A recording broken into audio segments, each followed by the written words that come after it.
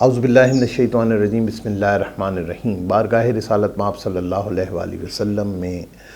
ہزاروں لاکھوں کروڑوں افراد اپنے اپنے وقت کے مطابق حاضر ہوتے ہیں اور سلام پیش کرتے ہیں۔ میری خوش نصیبی یہ ہے کہ میں اپنے پروگرام کے ذریعے مختلف لوگوں کے حوالہ لے کے بارگاہ رسالت مآب صلی اللہ علیہ وآلہ وسلم میں حاضر ہوتا ہوں اور وہ حاضری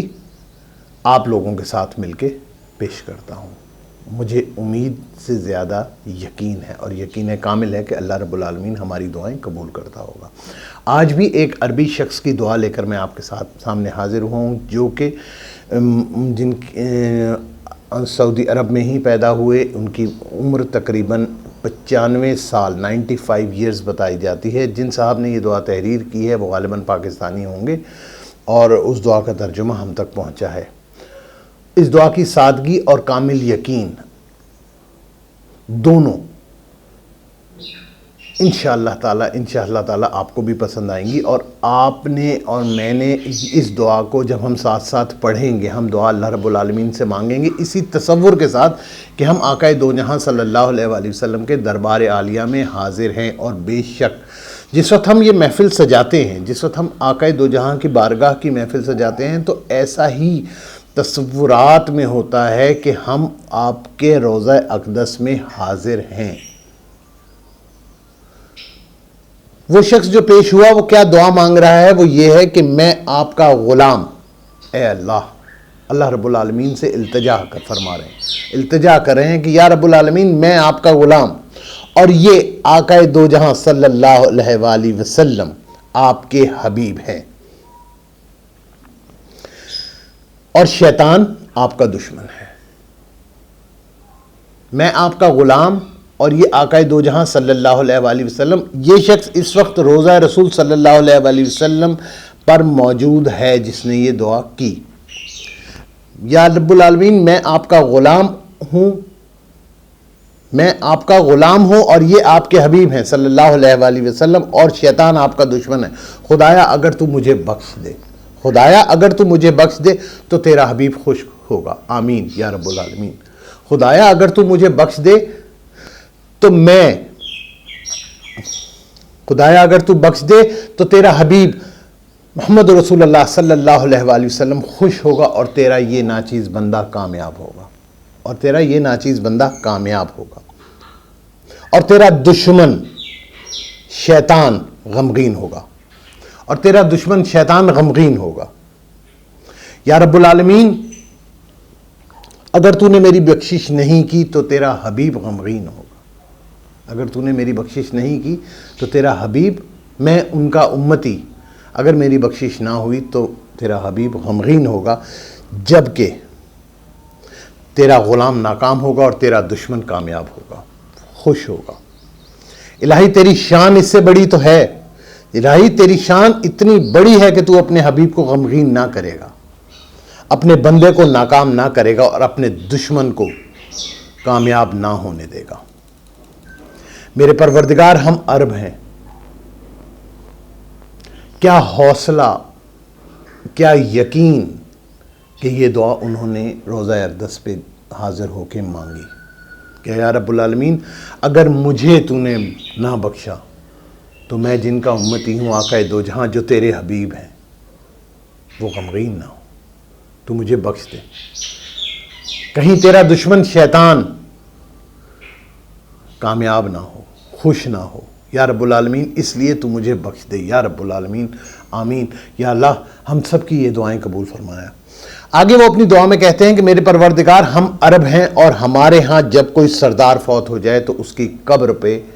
غلام آزاد کیے جاتے ہیں۔ ہم عرب ہیں، اور جب ہمارے ہاں کی روایت ہے کہ جب ہمارا کوئی سردار فوت ہو جاتا ہے تو اس کی قبر پہ غلام آزاد کیے جاتے ہیں۔ اللہ یہ تو تمام جہانوں کے سردار ہیں، رحمت للعالمین ہیں، یا میرے مالک آقا دو جہاں صلی اللہ علیہ وآلہ وسلم تو تمام جہانوں کے سردار ہیں، رحمت للعالمین ہیں، یا رب العالمین میں ان کے روضہ اقدس پہ ان کی قبر اطہر پر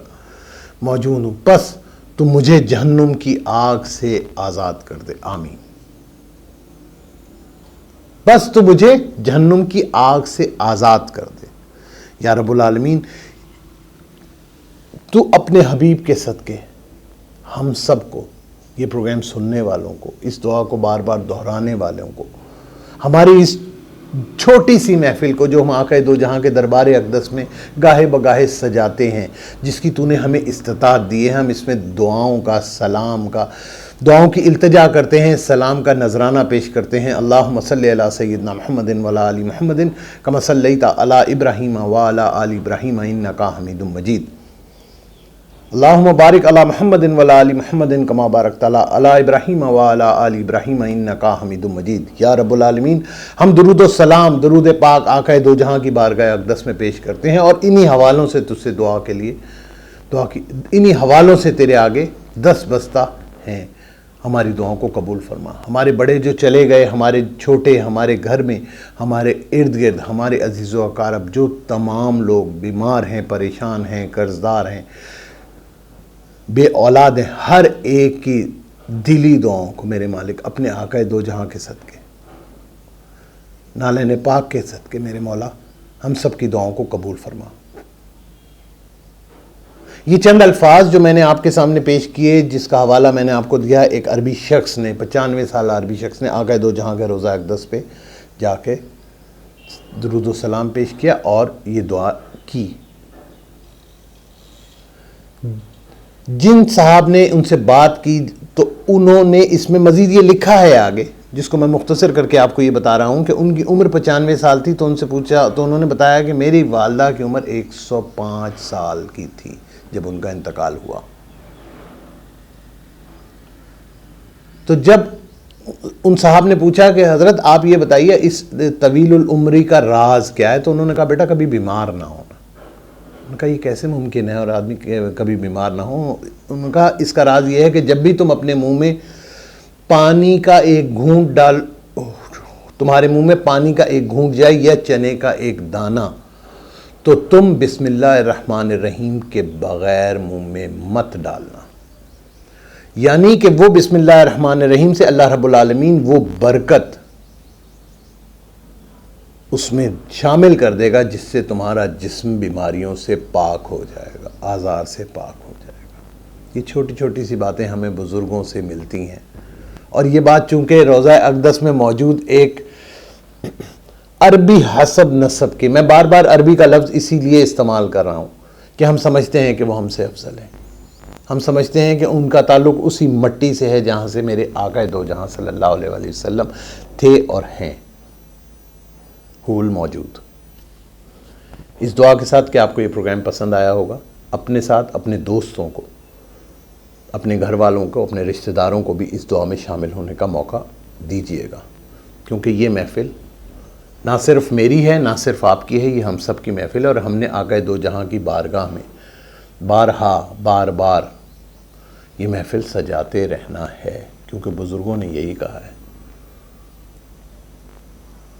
اس امید کے ساتھ کہ آپ مجھے، میرے بچوں کو، میرے اہل خانہ کو، میری ساری ٹیم کو اپنی دعاؤں میں یاد رکھیں گے، اور تمام بیماروں کے لیے، بچوں، بڑوں، بوڑھوں، میرے ماں باپ کے لیے، اپنے ماں باپ کے لیے، جو چلے گئے ہیں، جو ہیں، سب کے لیے، سب کو دعاؤں میں یاد رکھیے گا۔ اللہ نگہبان۔